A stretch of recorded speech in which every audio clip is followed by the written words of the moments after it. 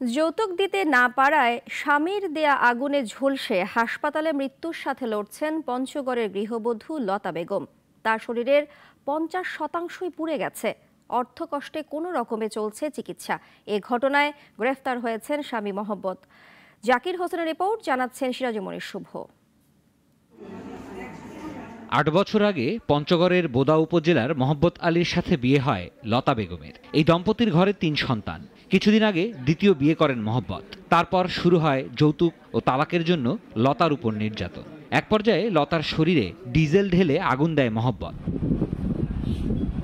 ঘরে থাকলেও ছেলের বউকে বাঁচাতে এগিয়ে যাননি মোহাম্মতের মা বাবা। পরে স্থানীয়রা তাকে উদ্ধার করে হাসপাতালে নেয়। এ ঘটনায় মামলা হয়েছে। কঠিন শাস্তির দাবি স্বজনদের। হঠাৎ করে আমার স্বামী ৭ রমজানের দিনে ওই মহিলা নিয়ে পালায়।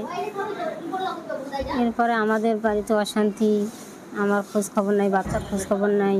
আমার স্বামীর শাস্তি কম বেশি যেটা হোক হয়েছে, বাকিগুলো ছাড়া আছে, এগুলোর শাস্তি হোক। দ্বন্দ্বটা তো ওই মেয়েটাক নিয়ে এখন ওই কিভাবে মেয়েটাকেও আমরা শাস্তি দিতে চাই।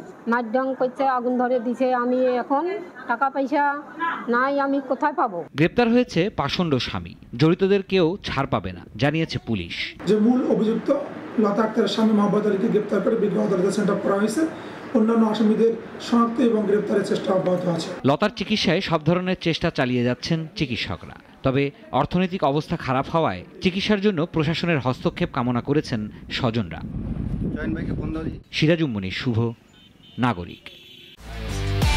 একমাত্র ওয়ালটন এসি দিচ্ছে 1 বছরের রিপ্লেসমেন্ট গ্যারান্টি এবং কম্প্রেসারের 10 বছরের গ্যারান্টি।